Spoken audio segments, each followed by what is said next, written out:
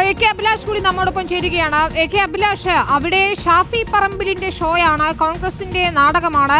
ബോധപൂർവം കുറച്ചു കാലങ്ങളായി ഷാഫി പറമ്പിൽ പ്രശ്നങ്ങൾ ഉണ്ടാക്കുന്നു എന്നതായിരുന്നല്ലോ CPM-ന്റെ വാദം. പക്ഷേ ഇപ്പോഴത്തെ റൂറൽ SP പറയുന്നത് നോക്കൂ, പോലീസിലെ ചിലർ മനഃപൂർവ്വം പ്രശ്നങ്ങൾ ഉണ്ടാക്കിയെന്നതാണ്. MP-യെ പുറകിൽ നിന്ന് ലാത്തി കൊണ്ട് അടിക്കുന്ന സാഹചര്യം വരെ ഉണ്ടായി എന്ന് അവിടുത്തെ SP തന്നെ പറയുകയാണ്. മാത്രമല്ല അതിലൊരു ആഭ്യന്തര അന്വേഷണം നടക്കുന്നുമുണ്ട്.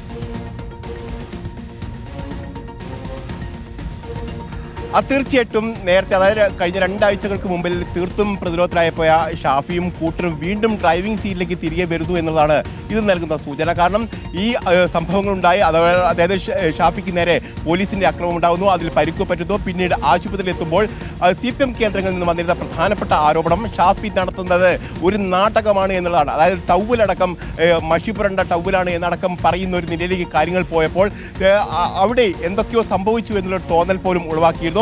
അതോടൊപ്പം തന്നെ SP ബൈജു പറഞ്ഞിരുന്നത് അവിടെ പോലീസ് ലാത്തിച്ചാർജ് നടത്തിയിട്ടില്ല എന്ന് കൂടി പറയുന്ന ഘട്ടത്തിൽ അത് എന്തുകൊണ്ടാണ് ഇത്തരത്തിൽ സംഭവിച്ചത് എന്നുള്ള അടക്കമുള്ള സംശയങ്ങൾ പൊതുസമൂഹത്തിൽ നിന്ന് ഉയർന്നു വന്നിരുന്നു.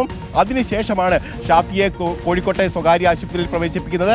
അവിടെ മൂക്കിൽ 3 പൊട്ടലുണ്ടെന്ന് മനസ്സിലാക്കുകയും സർജറിക്ക് വിധേയമാക്കുകയും ചെയ്തു.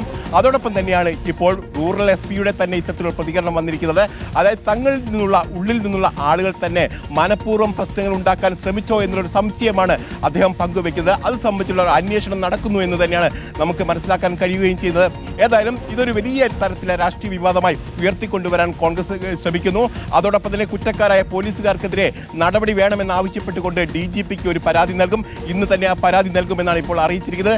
അതോടൊപ്പം തന്നെ ഇത് സംബന്ധിച്ചുള്ള അന്വേഷണം നടത്തുകയും കുറ്റക്കാർക്കെതിരെ നടപടിയെടുത്തില്ലെങ്കിൽ, ഒരാഴ്ചയ്ക്കകം നടപടിയെടുത്തില്ലെങ്കിൽ SP-യെ വീട്ടിൽ നിന്ന് ഇറങ്ങാൻ കഴിയാത്ത വിധം ഉപരോധിക്കുമെന്നുള്ള ഒരു മുന്നറിയിപ്പ് കൂടി ഇന്ന് കോൺഗ്രസിന്റെ ഭാഗത്തുണ്ടായിട്ടുണ്ട്. ഏതായാലും ശക്തമായ നിലപാടുമായി തന്നെ കോൺഗ്രസ് പോകുന്നു. ദേശീയ നേതൃത്വം തന്നെ ഇടപെട്ടുകൊണ്ട് തന്നെ ആ പ്രതിഷേധ സമരങ്ങൾക്ക് ഊർജം പകരുന്ന നില തന്നെയാണ് ഇപ്പോൾ കാണുന്നത്.